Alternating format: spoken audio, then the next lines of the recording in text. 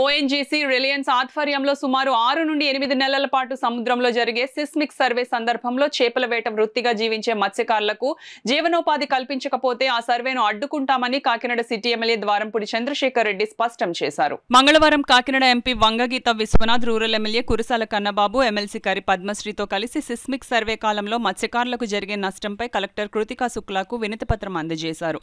అనంతరం వారు కలెక్టరేట్ ఆవరణలో మీడియాతో మాట్లాడారు. రాజకీయాలకు అతీతంగా అందరినీ పాల్గొవాలని ముందు నుంచి చెప్తున్నాను నేను. కానీ నిన్న కొందరు తెలుగుదేశం పార్టీ వాళ్ళు మత్స్యకారులు ఇప్పుడే గుర్తుకొచ్చారా మీకు 5 సంవత్సరాలు లేదా 5 సంవత్సరాలు గుర్తురాంది ఎలక్షన్ ముందు ఎందుకు గుర్తుకొచ్చారని చెప్పేసి నిన్న కొందరు ఒకరిద్దరు మాట్లాడటం జరిగింది. వాళ్ళందరికీ నా విన్నపం ఒకటే, ఇది సిస్మిక్ సర్వే మార్చి 1 నుంచి ప్రారంభిస్తున్నామని వాళ్ళు చెప్పినటువంటి సమాచారం. మార్చి 1 నుంచి రూల్స్ మనకి అప్లై అవుతాయని చెప్పేసి వాళ్ళు ఇచ్చిన సమాచారం.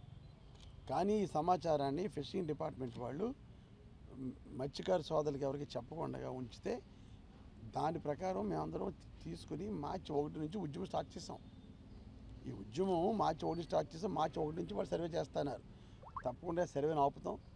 అవసరమైతే బోట్లు వేసుకుని వెళ్ళి ఈ యొక్క ఆయిల్ సంబంధించినటువంటి యాక్టివిటీని అన్నీ కూడా త్వరలోనే 2-3 రోజుల్లో కార్యాచరణ ప్రకటిస్తాం. కనుక వాళ్ళు ఎవరైతే మత్స్యకారు సోదరులు నష్టపోతున్నారో వాళ్ళందరి కోసం చిత్తశుద్ధితో ఉన్నాం. అవసరమైతే ఎంపీ మేడం గారు ఎలక్షన్ పిఠాపురంలో ఎమ్మెల్యే కంటెస్ట్ చేస్తున్నారు.